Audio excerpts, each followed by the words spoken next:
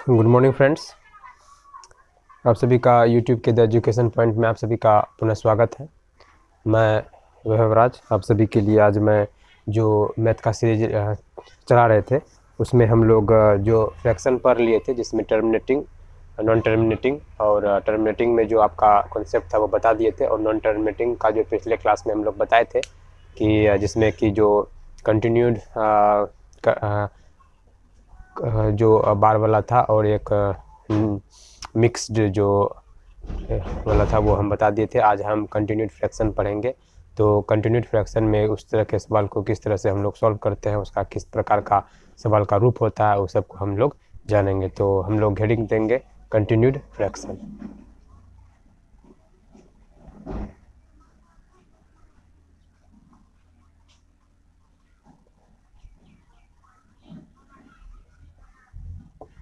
Continued fraction, तो इसमें जैसे कि सवाल का जो रूप होता है वो इस तरह का आपको सवाल मिलेगा। सपोज हम चर में ले लेते हैं।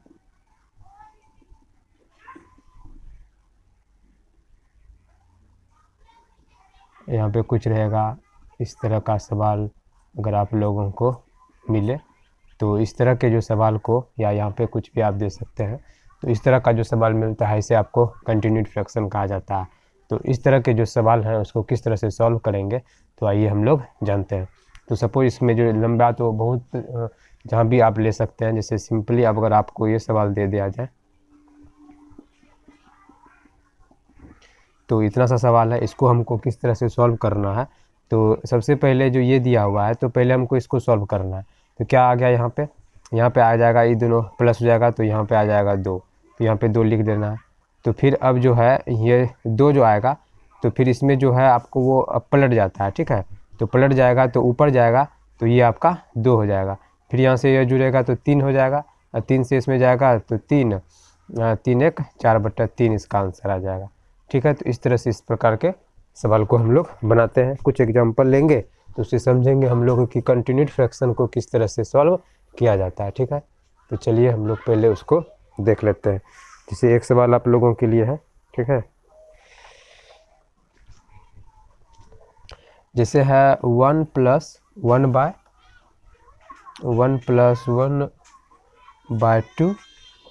फिर ये सवाल है। तो पहले हमको इसको सॉल्व करना है। इसको जब सॉल्व करेंगे तो पहले हमको ये तो लिखना ही पड़ेगा। इसको एलसीएम लेंगे तो यहाँ आ जाएगा कितना, यहाँ आ जाएगा 2, और ऊपर 2 से 2 हो जाएगा, ये 1 हो जाएगा। तो फिर 1 + 1/3/2 हो जाएगा। तो ये जो है आपका इधर इसको जब ऊपर ले जाएंगे तो इस तरह से हम लोग करते हैं ना कि यहाँ 2 हो जाएगा, यहाँ 3 हो जाएगा। तो इस तरह से हम लोग करते हैं। तो फिर इसमें 3 लघु एलसीएम आएगा तो 3 2 5, इस तरह से आपका ये आंसर हो जाएगा। तो कंटिन्यूड फ्रैक्शन में इस तरह से तरह के प्रॉब्लम को इस तरह से सॉल्व करते हैं, ठीक है। तो चलिए आइए देखते हैं बहुत सारे सवाल जो इस आधार पर बनते हैं। जैसे कि एक और सवाल, जैसे कि मान लीजिए कि आपको किस तरह से ये निकलता है उस तरह से आप लोग निकाल सकते हैं। जैसे एक और सवाल लेते हैं हम लोग। जैसे 1 -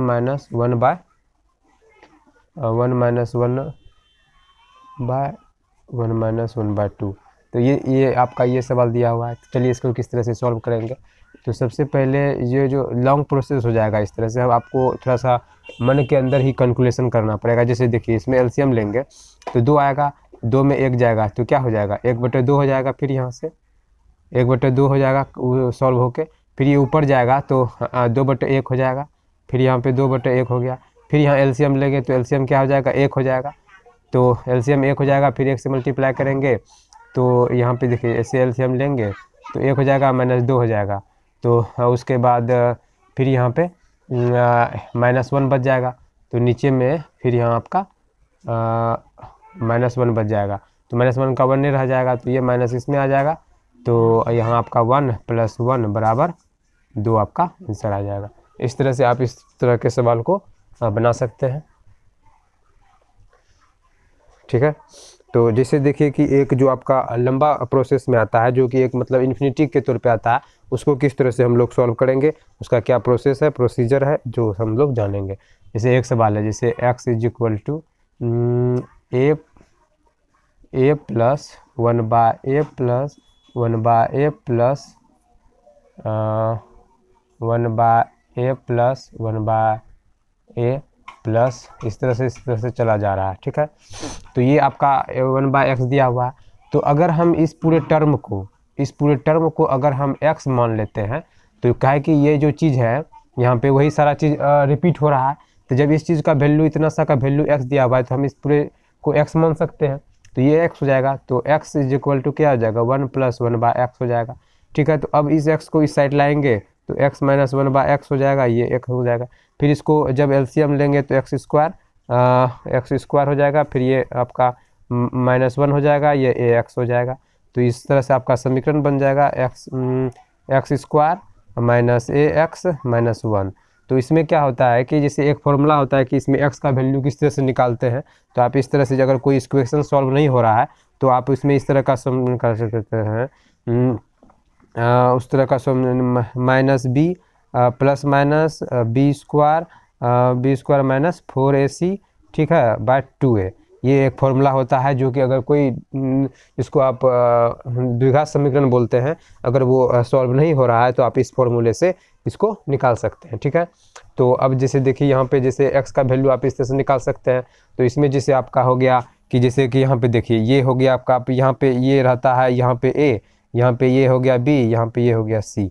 तो जैसे a का वैल्यू पूछेगा तो 1, b का वैल्यू पूछेगा तो -a, और c का वैल्यू पूछेगा तो -1। इस तरह से यहाँ पे x के वैल्यू पे पुट कर देंगे तो b का वैल्यू क्या है -1, माइनस यहाँ से माइनस फॉर्मूला में है तो प्लस हो जाएगा यहाँ पे, फिर यहाँ पे प्लस माइनस, उसके बाद b स्क्वायर का वैल्यू लेंगे तो a स्क्वायर हो जाएगा, 4ac माइनस है तो माइनस से गुना हो जाएगा तो 4 हो जाएगा, 2 यहाँ पे a का वैल्यू 1 है तो इंटू 1, तो ये हो जाएगा आपका 1 + a स्क्वायर + 4/2। ये आपका फॉर्मूला। अगर कोई द्विघात समीकरण अगर आपका सॉल्व नहीं हो रहा है जिसका गुणनखंड विधि लगाते हैं तो आप इस फॉर्मूले से किसी एक x डिजिट का वैल्यू निकाल सकते हैं। चलिए ये कुछ, ये तो इस तरह का प्रॉब्लम था, हम इसको डिस्कस कर लिए।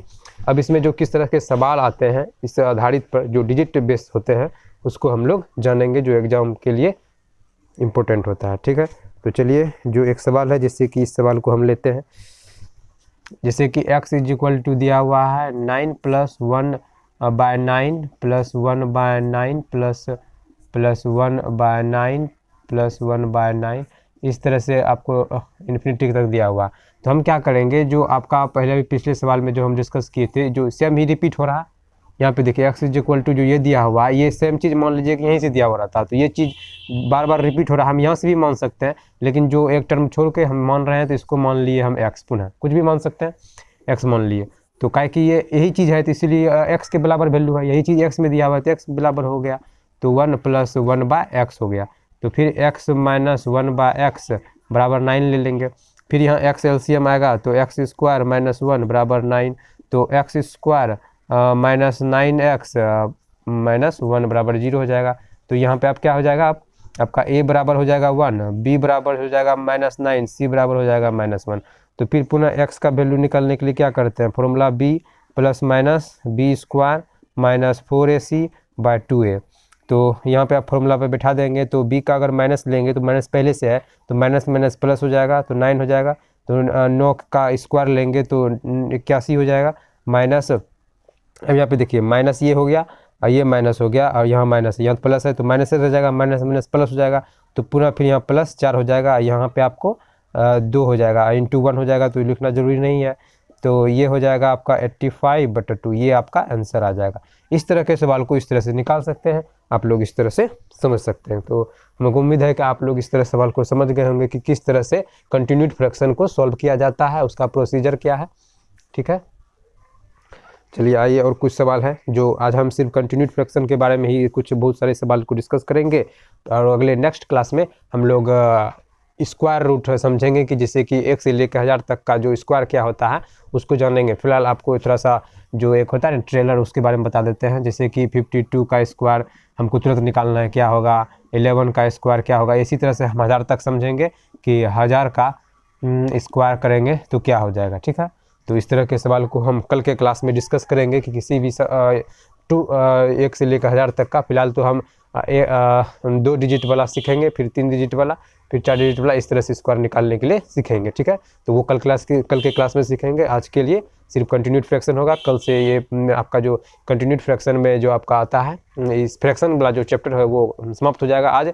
और कल जो है आपका जो सिंप्लीफिकेशन में वो मल्टीप्लिकेशन का रूल हम लोग समझेंगे, किस तरह से किसी चीज़ को इजीली तरीके से मल्टीप्लाई कर सकते हैं और स्क्वायर रूट निकाल सकते हैं, सारा चीज़ हम लोग समझेंगे। तो चलिए जो हम लोग कंटिन्यूड फ्रैक्शन में एक सवाल लेते हैं, जैसे कि यहाँ दिया हुआ है x is equal to 5 + 1/5 plus इसमें इन्फिनिटिव तक है, उसी तरह से है ये भी सवाल है। अब इस सवाल को हमको नहीं लगता है कि आप लोगों को कहीं पे दिक्कत होगा इस सवाल को बनाने में। तो पुनः हम इस चीज़ को फिर पुनः x मान लेंगे, ठीक है। तो फिर यहाँ पे हो जाएगा 5 + 1/x, फिर यहाँ पे आ जाएगा उसी तरह से x - 1/x 5, तो यहाँ पे आ जाएगा x² - 5x। देखिए इस तरह से किस तरह से होता है, जैसे यहाँ पे एलसीएम आएगा तो ये आएगा इस तरह से आएगा, एक स्टेप हम 2-3 स्टेप बढ़ा देते हैं, फिर ये x उधर से मल्टीप्लाई होगा, फिर x को इस इधर 5x आएगा इधर, ये आपका ये अगर इधर है तो इधर रह जाएगा, उधर जाएगा तो प्लस में हो जाएगा। तो पुनः a बराबर 1 हो गया, b बराबर -5 हो गया, c बराबर -1 हो गया। तो पुनः x बराबर हम निकाल सकते हैं b b plus minus b² -4ac/2a। तो x बराबर -b का वैल्यू तो यहाँ पे 10 हो जाएगा, प्लस माइनस 25 हो जाएगा। उसके बाद यहाँ पे आपका फिर प्लस हो जाएगा 4 हो जाएगा, ये 2 हो जाएगा। तो इस तरह से x बराबर 10 प्लस माइनस 25 4 29/2, ये आपका आंसर आ जाएगा। इस तरह से आप इसको निकाल सकते हैं। तो इस तरह से आप इसको समझ सकते हैं कि किस तरह से इस तरह के कंटिन्यूड फ्रैक्शन को डिस्कस किया जाता है।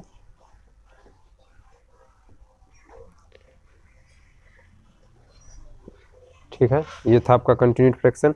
और बहुत सारे सवाल हैं जो हम लोग आज डिस्कस करेंगे आखिरी जो 5-10-15 मिनट, ठीक है।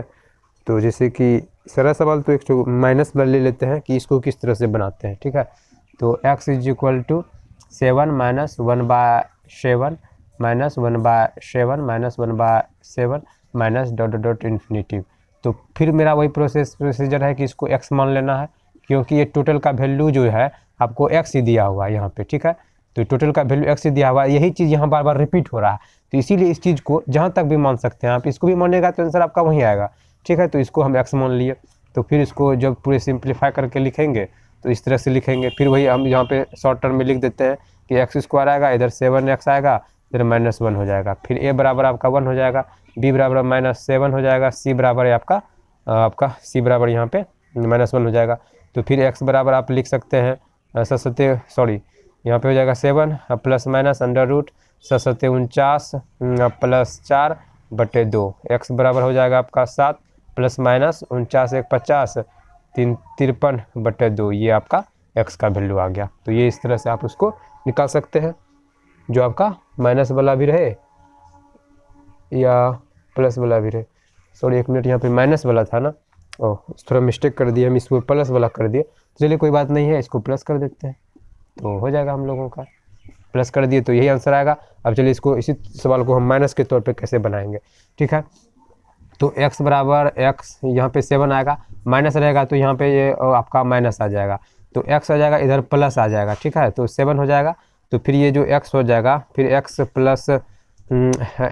1 बराबर 7, तो यहाँ पे हो जाएगा आपका x - 7x + 1 बराबर 0। तो a बराबर हो गया 1, b बराबर हो गया -7, c बराबर हो गया 1।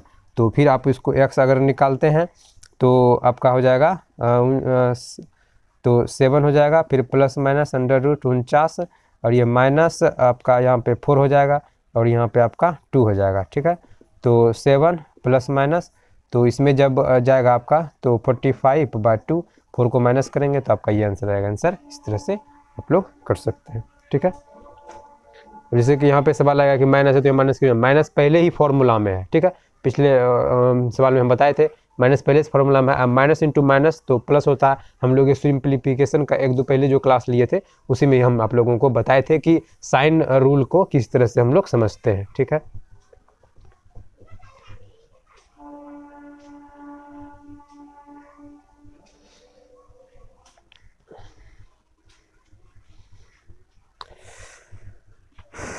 तो चलिए एक और सवाल देख लेते हैं कि किसको किस तरह से उसको बनाना है।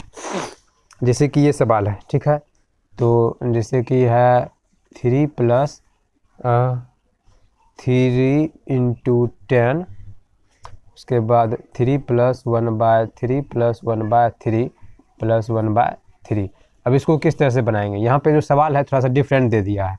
अगर मान लीजिए यहीं पे अगर 10 × 10 नहीं रहता तब तो हम उसको x मान के बना सकते थे, ठीक है। यहाँ पे इसको x मान, x का वैल्यू हमको निकालना है, तो इसको हमको पूरा सॉल्व करना पड़ेगा, ठीक है। तो उसको सॉल्व करने का जो इजीली तरीका है उसको कैसे आप लोग करेंगे देखिए बताते हैं।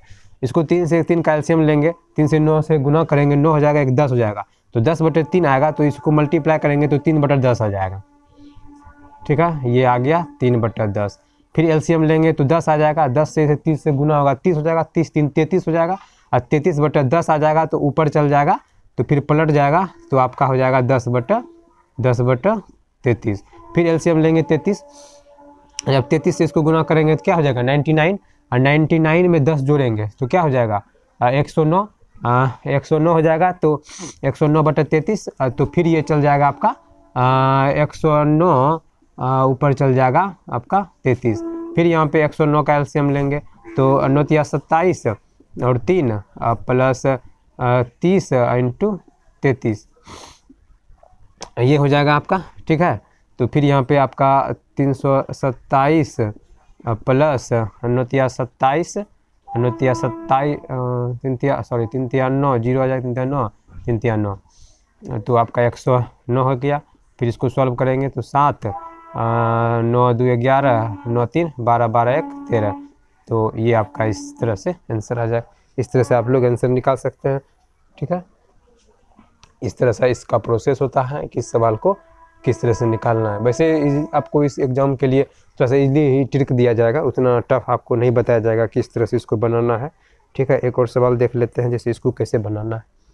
1 + 1/1 + 2/2 + 3/1 + 4/5, ठीक है। तो इसको कैसे बनाएंगे देखिए, 5 से इसको मल्टीप्लाई किए 5 हो गया, 5 4 9 9 आ गया, 9/4 आ जाएगा, तो 9/4 आएगा तो क्या हो जाएगा 9/4 ऊपर जाएगा तो सॉरी 9/5 ऊपर जाएगा तो 5/9, ठीक है। तो इसको जब सॉल्व करेंगे तो क्या आ जाएगा 2 + 5 × 15/9। अब 9 से इसको फिर मल्टीप्लाई करेंगे तो क्या हो जाएगा, यहाँ पे 9 आ जाएगा, 9 दूनी 18, 18 + 15 तो 9 8 5 13 1 1 2 1 3 39 33/9 आ गया। फिर ये ऊपर जाएगा तो यहाँ 9 आ जाएगा, और नीचे क्या आ जाएगा, नीचे आपका 33 आ जाएगा, ठीक है। तो नीचे आपका 33 आ जाएगा। फिर आपको यहाँ पे इसको सॉल्व करना है, ये तो 1 हो गया। फिर यहाँ पे क्या आ जाएगा 33 आ जाएगा, यहाँ 33 और 9 दूनी 18, तो फिर ये सॉल्व करके क्या आ जाएगा 8 3 11 और 3 1 4 4 1 5/33, तो फिर ये ऊपर चल जाएगा तो आपका क्या आ जाएगा 1 + 33/51। फिर यहाँ पे आपका 51 आ गया। फिर 51 से इसमें 51 + 33, तो 51 3 1 4 5 3 8, तो आपका 84/51 आपका ये आंसर हो जाएगा, ठीक है। तो इस तरह से आप इस सवाल को समझ सकते हैं कि किस तरह से कंटिन्यूड फ्रैक्शन का सवाल को सॉल्व किया जाता है। तो हम समझेंगे कि आप सभी को ये कंटिन्यूड फ्रैक्शन तक समझ में आ गया होगा। कल हम लोग स्क्वायर रूट समझेंगे, और जो मल्टीप्लिकेशन का है उसका बहुत सारा इंपॉर्टेंट रूल वगैरह सब समझेंगे। तो मिलते हैं अगले क्लास में, और जो वीडियो को ज़्यादा शेयर करेंगे, लाइक करेंगे, और चैनल पर नए आए हैं तो उसको प्लीज़ सब्सक्राइब करेंगे, ठीक है। तो मिलते हैं अगले क्लास में, कल का जो आपका स्क्वायर रूट का क्लास होगा। तो आज के लिए बस इतना ही, धन्यवाद।